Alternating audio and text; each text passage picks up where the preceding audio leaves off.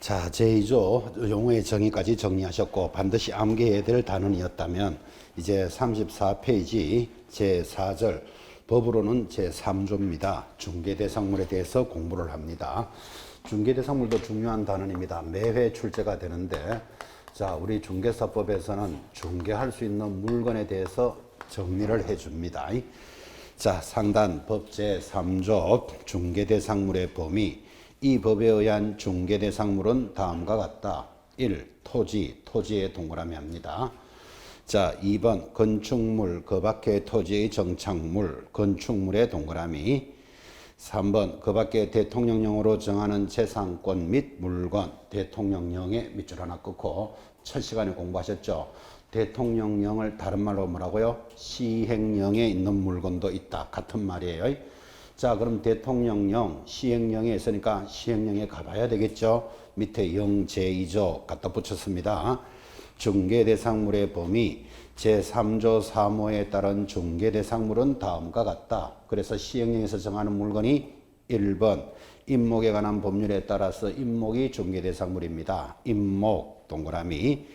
2번 끝에 공장재단 동그라미, 광업재단 동그라미. 자, 그러면 동그라미 모두 몇 개 했죠? 5개를 했습니다. 왜 5개를 강조하죠? 5개니까 문제 내기가 좋다고, 그죠? 자, 그래서 중개대상물 지금 법 조문을 보니까 토, 건, 입, 광, 공이 중개대상물이다. 이렇게 제시를 했고 반드시 암기하셔야 됩니다. 5개. 토, 건, 입, 광, 공인데 토가 뭘까요? 토지 그렇게 갑니다. 건은 건축물, 그리고 임목에 관한 법률에 따라 임목, 광업재단, 공장재단이 중개대상물입니다.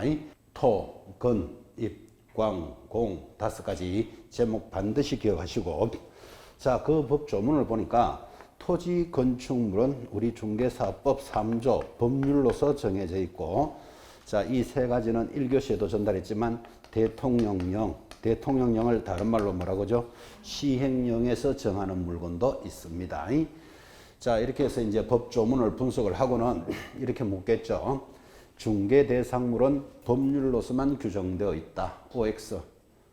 X입니다. 법률과 어디에도 있다. 시행령에도 있다. 이 정도는 돼야 되겠다. 그죠? 그래서 중개대상물은 법률과 시행령으로 정해져 있습니다. 자, 그런데 법률에 있는 이 토지 건축물을 한마디로 부동산이다 이렇게 부릅니다. 자, 그러면 여러분 이 시행령은 부동산은 아니겠지, 그죠?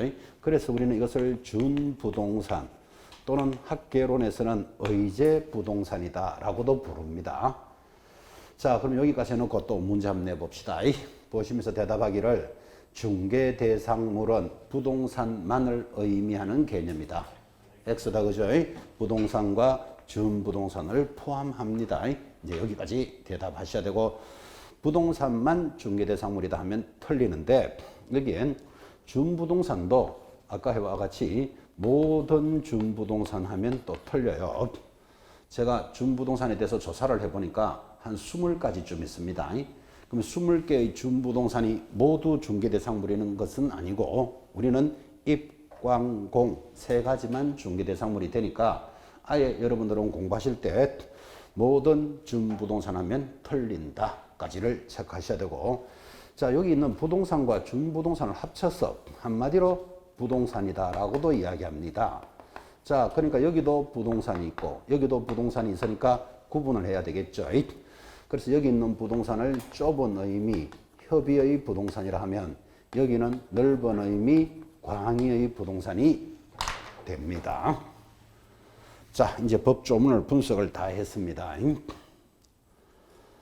자, 법 조문을 보시면서 이제 크게 대답합니다. 우리 중개 대상물은 중개할 수 있는 물건은 협의의 부동산을 의미한다. OX. X죠. 협의의 부동산에다가 준부동산을 포함합니다. 자, 그래서 중개 대상물은 광의의 부동산이다. 이렇게 익히셔야 되고 광의의 부동산은 준부동산을 포함하고 있습니다. 그래서 오늘 또 1교시 이런 말 있죠. 우리 민법에서의 부동산은 토지와 정착물, 협의의 부동산만을 이야기한다면 중개사법에서의 부동산은 준부동산이 포함되어 있죠. 그러면 이렇게 부동산이라는 게 민법과 지금 우리가 하고 있는 중개사법이 충돌을 하면 어느 법을 따라야 된다? 중개사법부터 먼저 따라야 돼요. 그러니까 시험 문제에서 중개대상물은 협의의 부동산을 의미한다 하면 X잖아요. 광의의 부동산을 이야기합니다. 자, 부동산이 충돌을 하면 중개사법부터 먼저 해석한다. 그래서 우리 중개사법을 특별법적 성격이다 하고 출발을 했죠. 법조문을 분석해 봤습니다. 자, 이제 이 물건들 중에서 첫 번째, 토지는 어떤 성질이 있을까요? 이제 이렇게 갑니다. 자, 이 물건들이 있는데 5가지 물건에서 그래도 현장에서 일어나는 것은 전부 토지 건물에서 거래가 다 일어나죠.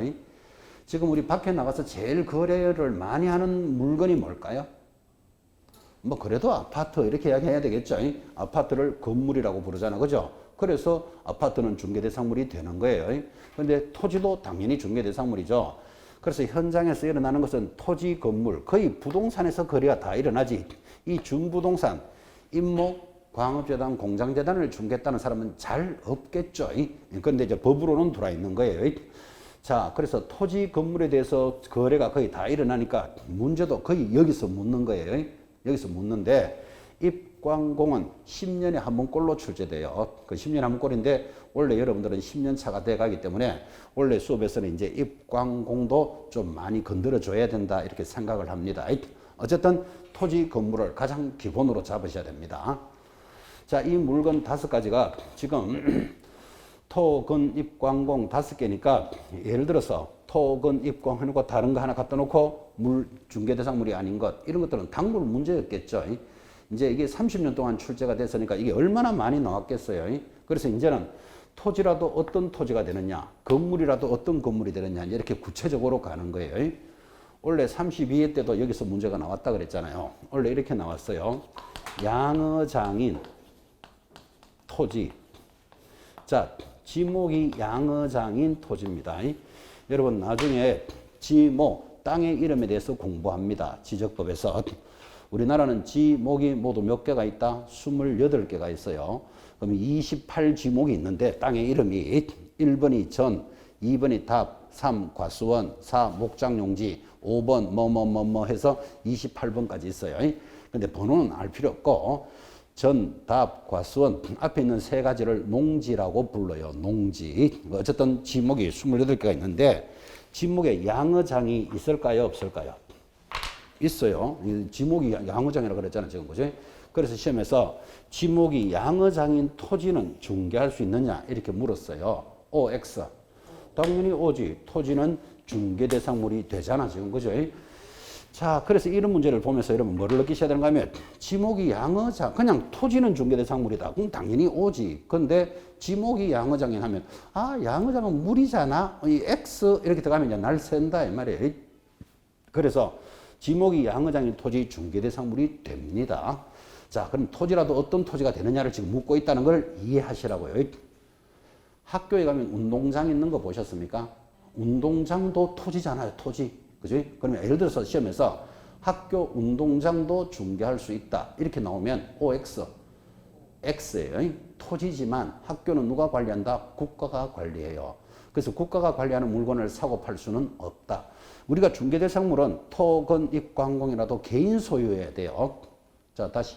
남대문은 건물이다 아니다. 남대문 아름다운 건물이잖아. 건축물. 그죠? 중개할 수 있다 없다. X. 국가 소유이기 때문에 그래요. 아, 그래서 이 5가지 물건이어도 개인 소유해야 한다라는 느낌을 가지셔야 되지. 지금 토, 건, 입, 광공인데 여기서 토지는 어떤 성질이 있을까요? 이렇게 갑니다. 자, 34페이지 하단 토지 1번. 토지 종류에 대해서 제한이 있다, 없다?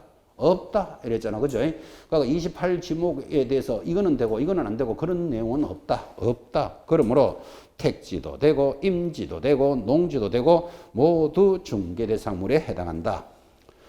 2번 토지의 구성 부분인 토사. 자, 토지에는 뭐 모래도 있겠죠. 암석, 지하수 등은 토지와는 별개의 독립한 물건이 아니라 토지에 부합하여 토지의 구성 부분에 불과하므로 토지와 별개의 중개대상물로 보기는 어렵다. 그러니까 토사나 거기 있는 지하수, 암석을 중개할 수는 없다 이 말이에요. 토지와 같이 본다 이런 뜻이에요. 하나 더 오른쪽 올라가면 3번 이런 토지의 매매나 정려 등으로 인하여 소유권 이전 등기나 저당권 설정 등기의 경우 자꾸 이렇게 줄 것이야 되겠다. 소유권 이전, 저당권의 설정은 한 필지 단위로만 목적물이 된다. 한 필지 단위에 동그라미 해놓으셔야 돼요. 지금 그럼 이 말 하는 거죠. 소유권을 이전하거나 저당권을 설정할 때는 한 필지의 일부를 소유권이나 저당권을 설정한다 하면 틀리는 거예요. 그래서 소유권이나 저당권은 한 필지 단위로만 일어난다. 그러나 용익물권, 오늘도 벌써 공부했지만 사용하고 수익하는 물건을 용익물건이라고 그랬죠. 지상권, 지역권, 전세권이나 임대차의 경우에는 줄 것입니다. 한 필의 일부도 거래의 목적물이 된다. 한 필의 일부도 중개할 수는 있다. 그런 뜻이에요. 자, 그러면 이제 교재에 있는 거 가볍게 보셨는데 앞으로 여러분들은 토지를 거래할 사람들이지 뭐 땅을 파내거나 땅을 옮기는 사람이 아니죠. 그러면 토지를 공부할 때는 거래하는 범위와 거래를 할 수 있는 단위를 지금 정리해 줬습니다. 자, 거래하는 범위는 민법에 가보면 정당한 이익이 미치는 상하를 포함한다. 이게 민법에서 제시하는 범위입니다. 토지를 거래할 때는 정당한 이익이 미치는 상하를 포함한다. 그래요. 굳이 그림으로 그리면 이렇게 되겠죠. 여기서부터 여기까지 내 땅이 있습니다. 자, 이 내 땅을 샀다, 팔았다 할 때 이 내 땅의 껍데기만 사고 파는 게 아니라 위에 있는 권리와 아래에 있는 권리를 포함한다. 이 말이에요. 그래서 토지를 거래할 때는 상과 하를 포함하니까 땅 위에 있는 권리를 지상권, 땅 아래 권리를 지하권이라고 부르는데 지하권이라는 말은 없어도 지상권하고 똑같이 인정을 해줍니다. 자, 그럼 여기까지 배우셨었다면 토지를 거래할 때는 평면적 거래이다, 입체적 거래이다. 답이 뭐죠? 입체적 거래. 눈에 안 보이는 위, 아래까지도 포함합니다. 그럼 위로는 어디까지냐? 이런 문제가 생기겠지. 그래서 방금 민법은 정당한 이익이 미치는 범위까지를 인정한다. 뭐 50m, 10m 이런 건 없다 이 말이에요. 자, 이게 거래할 범위라면 거래할 단위 방금 보셨죠? 토지를 거래할 때는 한 필지 단위로 거래하는 거예요. 그러면 한 필지 단위니까 한 필을 샀다, 나 한 필을 팔았다 이렇게 말하는 거예요. 그래서 한 필지 단위니까 지금 뭐라고 했는가 하면 한 필의 일부에는 지금 뭐라고요? 소유권이나 저당권을 설정할 수는 없다 이 말이에요. 한 필 단위로 해야 되니까 한 필의 일부에는 소유권이나 저당권을 설정할 수는 없다. 그리고는 시험에 이렇게 나옵니다. 이런 한 필의 일부라도 방금 보셨죠? 용익물권이나 임차권은 가능하다. 그죠? 이게 답니다. 토지에 대해서. 한 필의 일부에는 소유권이나 저당권을 설정할 수는 없다. 그렇지만 한 필의 일부라도 용익물권이나 임차권은 가능하다. 이렇게 갑니다. 자, 그럼 여기까지 해놓고 이제 실제 출제했던 문제를 한번 읽어보겠습니다. 자, 여러분 이거 보고 대답하시는데 토지는 한 필 단위로만 거래하여야 한다. OX. X지. 한 필의 일부에도 용익물권이나 임차권은 가능하다 그랬잖아. 그지? 한 필 단위로 거래하는 것은 뭐다? 소유권과 저당권만 해당되는 거예요. 이제 무엇을 이야기하는지를 의식해 놓으셔야 됩니다. 앞으로 계속 반복할 겁니다. 자, 토지에 대한 성질을 보셨다면 두 번째, 건축물은 어떤 성질을 가지고 있을까요? 그래서 어차피 지금 건축물도 굉장히 중요한 건물이죠. 여러분들은 이 부동산이라는 말을 들으시면요. 저 사람이 부동산을 좀 처분했다. 부동산이 좀 있다. 이렇게 부동산이라는 말을 하면 여러분들은 토지가 생각납니까? 건물이 생각납니까? 저 사람은 부동산을 처분했다. 부동산이 좀 있다. 이렇게 우리가 말할 때 부동산이라 하면 여러분 느끼기에는 토지냐 건물이냐냐? 건물이라는 대답이 나오죠. 옛날에는요, 나 부동산 좀 있다 하면 그게 거의 토지였어요. 거의. 근데 지금은 건물이 얼마나 많이 들었었습니까? 저렇게. 그러니까 이제는 부동산이 좀 있다, 부동산을 처분했다 이 말은 건물이 좀 있다 이렇게 벌써 받아들인다고. 어쨌든 똑같아요. 부동산은 뭐다? 토지, 건물이 부동산이니까. 자, 그때 건물도 부동산으로서의 중요한 성질을 가지고 있으니까 우리는 이것을 거래할 사람이지 뭐 집 짓는 사람이 아니잖아. 그죠? 그래서 건축물도 거래하는 범위가 있고 거래할 수 있는 단위를 알아야 됩니다. 자, 우리가 거래하는 건축물의 범위는 어디까지냐 하면 미등기 건물도 건물이고 무허가 건물도 건물이고 신축 중인 건물도 건물이고 신축 예정인 건물도 건물이다 하여 건물의 범위를 굉장히 넓게 해석합니다. 우리가 사고 팔거나 전세를 얻거나 거래할 수 있는 건물은 어디까지가 건물이라고요? 미등기 건물도 건물이고 무허가 건물도 건물이고 신축 중 신축 예정인 건물을 모두 건물로 봅니다. 여러분 옥탑방 이런 말 들어봤습니까? 옥탑방에 세를 중개했다. 세 전세 중개했다. 옥탑방이 대체적으로 무허가 건물이잖아. 옥상에 대충 만들어 놓은 건물 그죠? 이런 거 중개할 수도 있다고. 무허가 건물도 되고 미등기 건물도 되고 신축 중 지금 짓고 있는 것도 돼요. 그죠? 짓고 있는 것도 사고 팔 수 있습니다. 거기다가 신축 예정인 건물. 여러분 신축 예정인 건물은 지금 가보면 건물이 있을까요? 없을까요? 신축 예정이니까 지금은 건물이 없잖아요. 그죠? 땅만 있겠죠. 이런 건물을 뭐라 부른다? 분양권이라고 불러요. 그래서 분양권은 중개대상물이 된다. 이게 판례예요. 아주 시험에 잘 나와요. 그래서 이거를 장래의 건물, 분양권도 건물로 봅니다. 그래서 우리 중개사법에서의 건축물의 범위, 굉장히 범위가 넓다는 걸 보셔야 돼요. 그리고 이런 건 당연히 출제됐습니다. 개공사가 거래할 수 있는 물건은 등기된 것에 한한다. OX. X, 미등기 건물도 건물이고 무허가 건물도 건물입니다. 건물의 범위를 아주 넓게 해석한다는 걸 보셔야 돼요. 자, 그 다음에 거래할 사람이니까 거래할 단위는 어떻게 될까요? 예를 들어서 건물을 난 집 한 개 팔았다, 집 두 채 샀다 그러면 안 돼요. 표준말로는 동 단위로 거래합니다. 이 동이라는 것은 건물 동자를 씁니다. 뭐 신림동, 역삼동 그런 동이 아니고 건물 동자를 쓴다고요. 그럼 이 말이죠. 거래할 때는 동 단위니까 나는 건물 한 동을 샀다, 두 동을 팔았다 이렇게 말해야 된다고. 한 동 지었다, 두 동 지었다. 거래 단위가 동 단위입니다. 자, 그러면 한 동 단위니까 결국은 이거 이 말하고 똑같죠. 한 동의 일부에는 뭐를 줄 수 없다? 소유권이나 저당권을 설정할 수는 없다. 그거 당연한 이야기잖아. 그지? 한 동의 일부에 소유권, 저당권을 줄 수 없다. 그죠? 그림 그려볼까요? 자, 이게 1층짜리 집입니다. 여러분, 1층짜리 집도 건물이잖아요. 이 건물은 한 동 단위로 샀다 팔았다 해야 되지. 내가 반 동만 살게. 이게 말이 된다, 안 된다? 안 되지, 그죠? 건물은 반으로 줄을 끌 수도 없지만 반을 깨면 쓰지도 못해요. 그래서 건물은 한 동의 일부에는 소유권, 저당권을 줄 수 없는 거예요. 그런데 한 동의 일부에도 당연히 뭐는 가능합니까?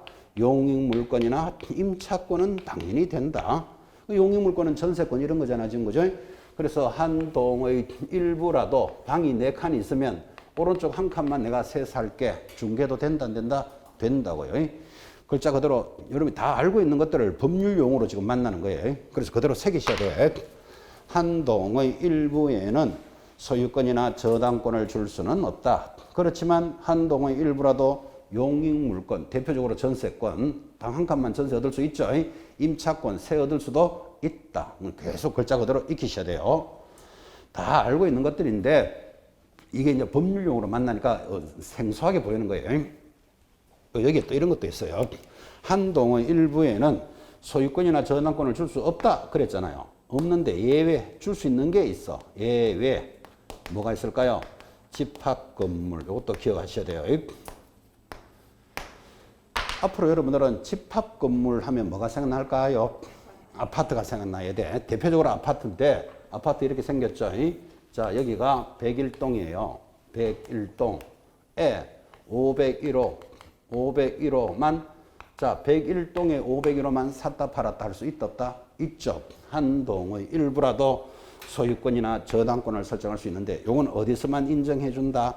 집합건물법에서는 인정해 주는 거예요. 그렇게 해서 이제 이 거래할 범위, 거래할 단위를 앞으로 꾸준히 계속 익혀 나갈 거예요. 자기 것으로 소화를 시키셔야 됩니다. 자, 건물의 기본적인 범위를 봤는데 자, 우리 책에서는 이렇게 적고 있습니다. 35페이지 하단 2번에 1번. 자, 건축물에 대해서 동그라미 1번. 토지와 별개의 부동산으로서 건물은 토지로부터 완전히 독립한 별개의 부동산으로 토지와는 별개의 독자적인 중개대상물이 된다.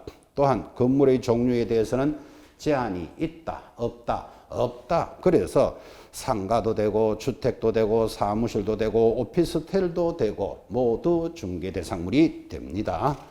자, 그냥 넘어가서 교재 36페이지 상단에 동그라미 2번 구분 건물 들어왔습니다. 자, 구분 건물에 동그라미 딱 찍고 구분 건물을 다른 말로 뭐라 부른다? 집합 건물하고 같은 말이에요. 아파트를 생각합니다.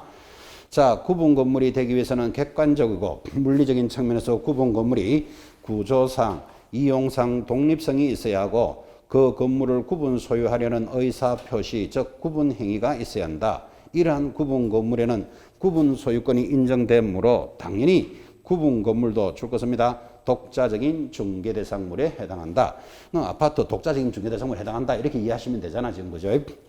3번 제목에만 줄 것입니다. 한 동 건물의 일부도 중개할 수 있다, 없다, 된다라고 되어 있을 거예요. 여기 있죠. 한 동의 일부라도 용익물권이나 임차권은 가능하다. 그렇게 적혀져 있을 거예요. 4번 건축 중인 건물. 자, 지금 건축 중인 건물이라는 것은 3층짜리 건물에 1층까지만 지어졌어요. 아직도 3층 중에 1층만 지어놨어. 그걸 건축을 하고 있다는 말이잖아. 그죠? 이런 건물도 우리는 주고받을, 사고 팔 수 있다, 없다? 당연히 됩니다. 그래서 4번 건축 중인 건물 역시 동그라미 놓고 거기 넷째 줄에 보시면 설명에 중개대상물에 해당한다. 그거까지 줄 딱 꺼놓는 거예요. 그래서 교재를 딱 보는 순간 다 읽어보지 마시고 아, 이거는 중개대상물이 된다, 안 된다. 그렇게 익히는 거예요. 해당한다. 자, 5번 또 이야기했죠. 장내 건축물 줄 꺼놓고 이거를 뭐라 부른다? 분양권 그래요. 지금 장내 건축물인 분양권은 현재 물건은 없죠. 분양권을 내가 분양받았다. 아파트 언제쯤 생길까요? 한 2, 3년 있어야 물건이 만들어지잖아. 그죠? 그게 장내 건물. 이것도 중개대상물이 됩니다. 자, 그래서 거기 5번에 셋째 줄 내려옵니다. 내려오니까 분양권은 중개대상물인 건물에 포함된다. 됐습니까? 거기 찍어놓고 시험에 굉장히 자주 나왔어요. 그런데 이 분양권이 딱 들어오면요. 항상 나오는 게 바로 옆에 그러나 밑에서 넷째 줄입니다. 당 특정한 아파트에 입주할 수 있는 권리가 아니라 아파트에 대한 추첨 기일에 신청을 하여 당첨이 되면 아파트 분양 예정자로 선정될 수 있는 지위를 가리키는 데 불과한 입주권하고 들어온다니까요. 입주권 동그라미 놓고 옆에다가 X 딱 찍으셔야 돼요. 입주권은 중개대상물로 보기 어렵다. 그죠? 그러면 단조롭게 공부하시면 되죠. 분양권은 된다. 입주권은 안 된다. 단조롭게 정리합니다. 자, 오른쪽 37페이지로 넘어갑니다. 37페이지 한가운데 6번 이제 건물에 대해서 마무리죠. 무허가 건물이나 미등기 건물은 어떻게 되느냐? 수업했던 겁니다. 무허가 건물, 미등기 건물 가운데 찾았습니까? 당연히 셋째 줄에 중개대상물에 해당한다. 줄 닦아놓고. 자, 그러면 이제 건물에 대해서 이제 큰 줄기를 잡았는데, 그런데 교재는 밑에 보니까 그 밖에 토지의 정착물이 있습니다. 여러분, 토지에 그 밖에 정착물이 어떤 거 있습니까? 땅에 붙어 있는 게 어떤 게 있습니까? 첫째, 건물이 있겠죠. 또 뭐? 나무도 있겠지. 또 뭐, 담도 있겠지. 담장. 그죠? 또 뭐, 교량, 다리도 땅에 붙어 있잖아요. 터널도 땅에 붙어 있잖아요. 그러면 그 밖에 토지의 정착물들이 그런 것들이 있는데 이런 것들은 어떻게 중개대상물 될까 안 될까를 지금 따지는 시간인데 사실은 상식이에요. 상식이라는 말은 자, 밑에 큰 2번의 첫째 줄 토지의 정착물은 원칙적으로 토지의 일부로 취급되어 소유권과 함께 이전한다. 그렇게 같이 토지를 팔 때 같이 팔아가는 거지 별도 중개대상물은 아니라는 뜻이죠. 다만 토지의 정착물 중에서 이제 줄 것입니다. 명인 방법을 갖춘 수목의 집단. 이게 중요하게요. 줄 딱 꺼놓고 명인 방법을 갖춘 미분리 과실, 농작물 등은 토지와 별개로 독립한 부동산으로 인정하고 있다. 그래서 명인 방법을 갖추면 부동산으로 인정해 준다 이 말이에요. 근데 부동산으로 인정하지만 우리가 중개는 할 수 있느냐 이 문제가 생기잖아 지금 그죠? 여러분 부동산이라고 다 중개하는 거 아니죠? 그래도 아까 했잖아. 남대문은 건물이잖아요. 중개할 수 있다 없다? 없잖아. 그리고 부동산이라도 다 중개하는 건 아니라고. 그래서 지금 이야기했던 게 명인 방법을 갖춘 수목의 집단, 명인 방법을 갖춘 미분리 과실, 농작물은 독립한 부동산으로는 인정해준다. 그죠? 근데 중개대상물은 안 된다. 이 말이에요. 근데 이 중에서 중개대상물이 되는 게 있어요. 그래서 밑에 동그라미 1번 명인 방법을 갖춘 수목의 집단 제목에 동그라미를 딱 찍으시고 요건 하나 기억하셔야 돼요. 자, 그래서 공부도 많이 했지만 다시 한번 봐요. 건물에 관련되는 것으로서 지금 무슨 이야기를 했는가 하면 명인 방법을 갖춘 수목의 집단 이랬고 이것은 중개대상물이 된다를 지금 체크하셔야 된다 이 말이에요. 자, 그러면 명인 방법이 뭡니까 하면 명백하게 인정할 수 있는 방법. 자, 다시 명인 방법이 뭘까요? 명백하게 인정해 줄 수 있는 방법을 명인 방법이라 그래요. 그럼 굳이 그림으로 그리면 여기 야산이 이렇게 있는데 나무들이 이렇게 있습니다. 그래서 명인 방법을 갖춘 수목의 집단이니까 이 나무들이 뭐 아주 가치가 좋은 한 그루에 수천만 원짜리 나무일 거예요. 자, 가치, 재산 가치가 있는 나무가 있는데 이 나무의 주인들은 알겠죠. 주인은 여기서부터 이까지가 내 거다. 저기서부터 저까지가 내 거요 하면 자기는 알겠지. 그죠? 근데 일반인들은 저기서부터 저까지 하면 정확하게 안 보이잖아. 이게 그죠? 그래서 명인 방법이라는 것은 명백하게 인정할 수 있도록 판례가 울타리를 딱 치고 울타리만 치는 게 아니고 앞에다가 내 거 이렇게 이름표를 딱 붙여놓는 거예요. 자, 이렇게 되면 이거는 누구 거다라는 게 명백하게 알 수 있죠. 자, 그러면 이런 명인 방법을 갖춘 수목의 집단은 판례가 시험에 이렇게 나와요. 울타리만 정확하게 치면 된다. 이것도 X예요. 울타리를 치고 명패를 딱 붙여놔야 돼. 내 거 이렇게. 그러면 누구라도 이거는 누구 거라는 걸 알 수 있으니까 이런 명인 방법을 갖추면 이게 등기된 효과가 있더라고. 그 등기된 효과가 있으니까 등기되어 있으니까 이거 중개도 되느냐 이제 이런 문제가 생겼다고. 그래서 이것들은 아까 부동산으로는 봐준다 그랬어요. 위에서 줄 거잖아요. 명인 방법을 갖춘 수목의 집단, 명인 방법을 갖춘 과실 뭐 이런 이야기를 했는데 부동산으로는 인정을 해주지만 중개 대상물이 되나 안 되나에 대해서 이 명인 방법을 갖춘 수목의 집단은 중개 대상물이 된다다. 그죠? 이것도 판례가 한 번은 안 된다 그랬다가 한 번은 된다 그랬다가 왔다 갔다 많이 했어요. 근데 이제 시험에서 중개 대상물이 되는 걸로 정리를 했어요. 그러니까 여러분들은 그대로 따라 붙어야 돼요. 자, 이렇게 명인 방법을 갖춘 수목의 집단은 등기된 효과가 있다. 그래서 중개 대상물이 되는데 등기된 효과가 있다 그랬지 등기가 되어 있다 소리 했는 건 아니잖아 지금. 그죠? 그러니까 등기가 되어 있지는 않으니까 이것들은 저당권은 설정할 수는 없다는 걸 기억해 놓으셔야 돼요. 왜 그런가 하면 저당권을 설정할 수 있는 임목이 있기 때문에 이게 비교가 되는 거예요. 자, 이제 정신없는 소리 하는 사람을 위해서 다시 이야기합니다. 명인 방법을 갖춘 수목의 집단은 중개대상물이 된다 안 된다? 된다. 됐죠? 근데 된다지만 뭐는 설정할 수 없다. 저당권은 설정할 수 없다. 등기가 되어 있는 게 아니기 때문에 그래요. 그래서 소유권 등기가 되어야만 저당권이 설정되기 때문에 그렇습니다. 자, 그러면 어렵게 가지 말고 명인 방법을 갖춘 수목의 집단은 중개대상물이 된다. 이걸 하나 기억하셔야 됩니다. 자, 넘어가니까 38페이지. 이제 그것에 대해서 설명이 쭉 있는데 특별히 많이 안 보셔도 됩니다. 거기 있는 내용들은 이것을 보충해서 설명해 주는 거니까 시험에서 나올 때는 거의 어디서 나온다 그랬죠? 토지, 건물에서 나오니까 기타 토지의 정착물은 명인 방법을 갖춘 수목의 집단만 이해하면 됩니다. 자, 드디어 38페이지 하단으로 가니까 지금 중개대상물로서 여러분들은 토지 건물에 대해서 지금 거래하는 범위, 거래하는 단위를 공부했다면 이제 준부동산에 대해서 체크하는 시간인데 자, 일단은 첫 시간이니까 준부동산에 대해서는 제목부터 딱 기억하셔야 됩니다. 중개대상물로서 뭐 입광공이 있다 이렇게 들었는데 교재 38페이지 하단 3번 임목에 관한 법률에 따라 임목이 중개대상물입니다. 임목의 동그라미. 자, 그럼 임목이라는 것은 글자 그대로 한번 봐요. 설립자의 나무 목자잖아요. 그 임목이라는 말은 서 있는 나무가 중개대상물이다 그런 뜻인데 여러분 나무가 다 서 있지 누워 있는 거 봤습니까?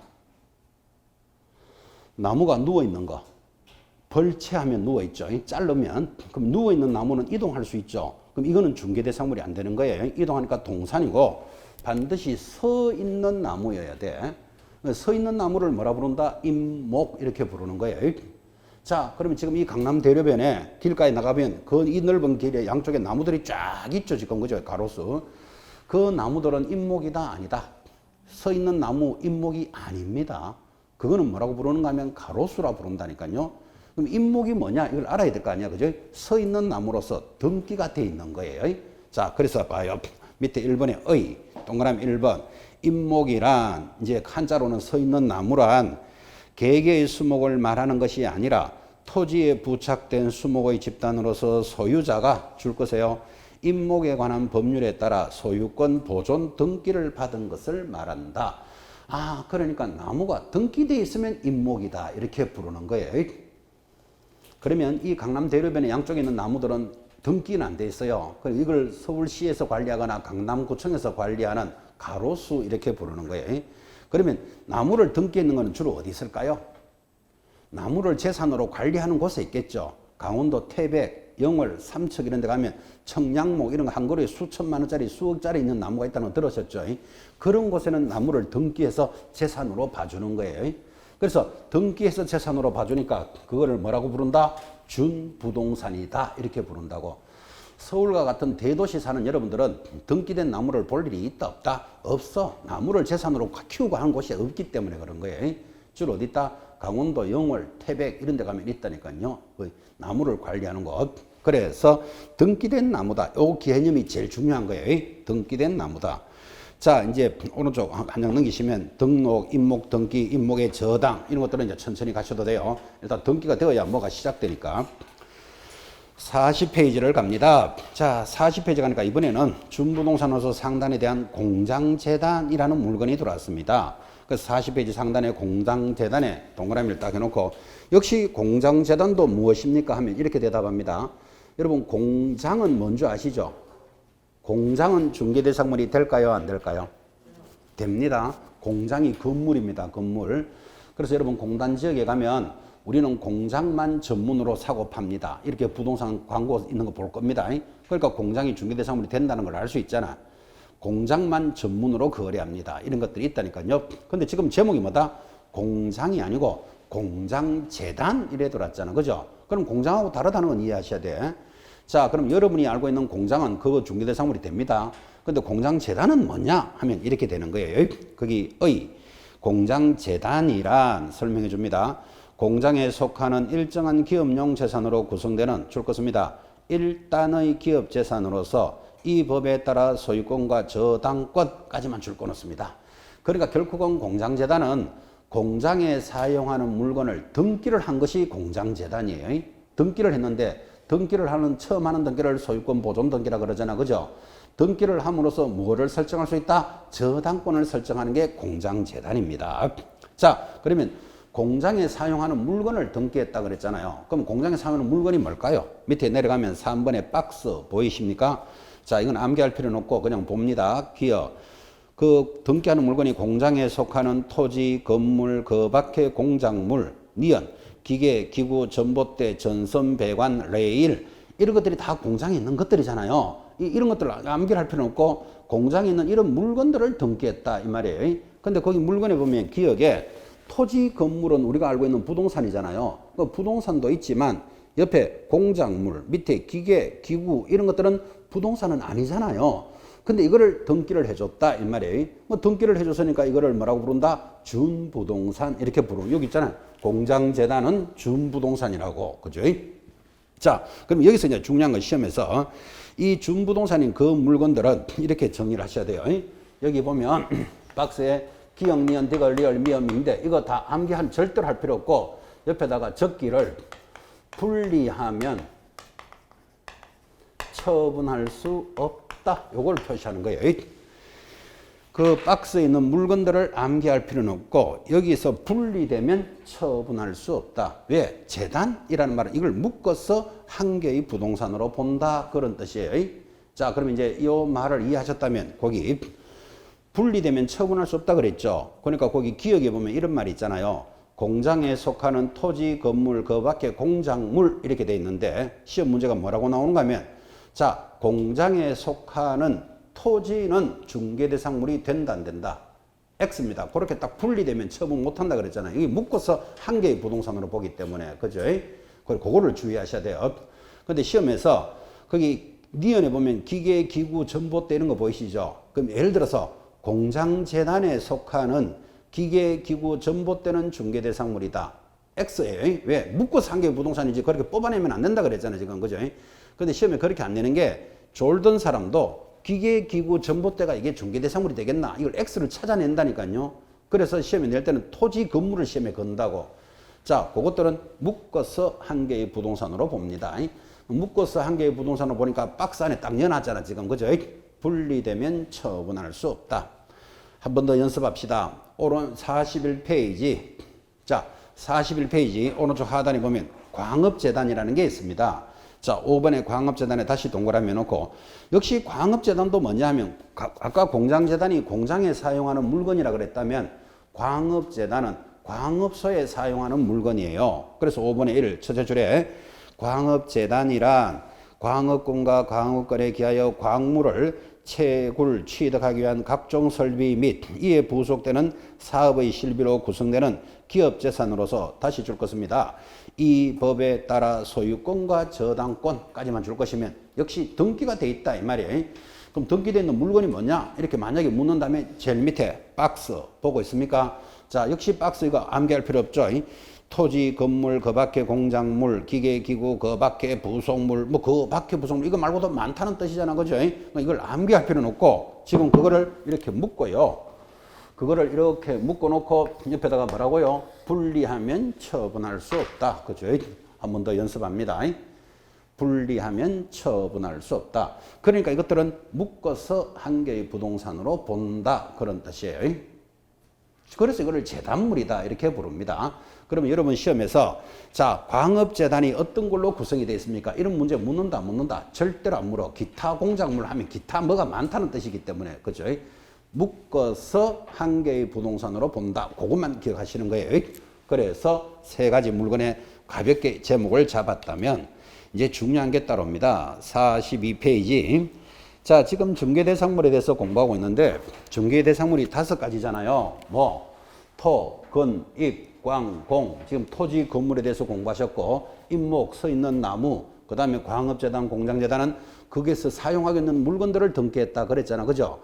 자, 이런 5가지 물건이라도 중개대상물이 되려면 다음 조건을 갖춰야 된다. 지금 이렇게 나왔다고요. 그래서 42페이지 한가운데 3번 중개대상물이 되기 위한 요건 1번 내려오면 법정 중개대상물에 해당되어야 한다. 제목에 줄 쫙 긋습니다. 자, 그러면 이 중개대상물이 되기 위해서는 조건이 맞아야 되는데 첫째, 법정 중개대상물이 한다. 법정 중개대상물이 뭐죠? 토, 건, 입, 광, 공이어야 하지. 거기 동그라미 2번에 뭐 업재단, 항만, 운송사업재단, 항공기, 자동차, 선박 이런 것들은 중개대상물이 아니다. 이거 안 읽어드려도 상식이죠 사실은. 그죠? 그때 그 자동차, 선박 이런 것도 시험에 나온 바도 있어요. 이건 중개대상물이 아니다. 왜? 법, 토, 건, 입, 광, 공이 안 들어가니까. 그죠? 두 번째 조건입니다. 43페이지 한가운데 2번 거래할 가능성이 있어야지 중개대상물이 되는 거예요. 조건 두 번째 거래 가능성에 줄 거 놓고 자, 그럼 거래 가능성이라는 말이 무슨 말인가 하면 1번 국유나 공유재산은 안 된다 그 말이에요. 이게 개인 소유가 아니기 때문에 여러분 학교도 건물이잖아요. 그거 중개할 수 있다 없다? 없다. 왜? 행정재산이기 때문에 또는 국공유재산이기 때문에 안 되는 거예요. 아, 그럼 여기서 여러분들이 볼 수 있는 거 거래 가능성이라는 말은 개인적으로 소유해야 된다. 그런 뜻이에요. 개인으로 소유해야 된다. 그러니까 밑에 있는 거 행정재산, 일반재산 또 제일 밑에 넣으면 공유, 수면 이런 것들은 여러 사람이 같이 사용하는 이런 것들은 중개대상물이 될 수 없다를 자동으로 설명하고 있을 겁니다. 넘어가서 44페이지 공유, 수면, 매립지, 포락지 그 다음에 5번 원래 시험 문제인데 무주물인 부동산. 무주물이라는 말은 주인이 없는 부동산. 누구 걸까요? 주인 없는 건 국가 소유예요. 그럼 이런 것도 다 중개대상물 안 된다를 지금 쭉 설명하는 거예요. 6번도 원래 시험에 나왔어요. 미채굴 광물은 중개대상물이냐 이렇게 묻는데 사실 공부를 안 했더라도 이 미채굴 광물은 안 된다는 건 찾아주셔야 되잖아요. 국가 소유이기 때문에 그래요. 옆에 광물의 채굴 취득권은 누가 가지고 있다? 국가가 갖고 있으므로 미채굴 광물은 개인의 토지 소유권의 효력이 미치지 않는 것으로 이는 국유재산에 해당한다. 그러므로 중개대상물이 될 수는 없다. 동의하시겠습니까? 그래서 미채굴 광물 중개대상물이 될 수 없다. 7번 거래가 제한된 부동산 거기 별표하셔야 됩니다. 별표 찍어놓고 주택법상의 투기과열지구내 분양권의 전매 등 거래가 일정 기간 제한된 부동산은 그 거래 제한 기간 중에는 중개대상물이 될 수 없습니다. 자, 이건 이런 소리입니다. 여기 보면 여러분들 분양권은 중개대상물이 된다 안 된다? 된다 그랬잖아요. 그 분양권은 신축 예정인 건물로서 중개대상물이 되는데 이 분양권을 거래 못하는 지역이 있어요. 이게 주택법에서 배우는데 방금 뭐라고 했죠? 투기과열지구 이런 말이 있죠. 투기과열지구에 해당되면 분양권을 거래 못하는 거예요. 이건 그때는 중개대상물이 안 된다 그런 뜻이에요. 지금 서울은요 25개 구가 모두 투기과열지구입니다. 서울은. 그러면 서울에서는 당분간은 뭐를 못한다? 분양권은 거래할 수 없는 거예요. 근데 투기과열지구가 해제가 되면 할 수 있겠지, 그죠? 일정 기간 동안 하는 말은 그런 뜻이에요. 자, 그래서 투기과열지구 하는 말도 하나 들어 놓으셔야 돼요. 공법에서도 공부를 하기 때문에 분양권을 거래할 수 없는 지역이다.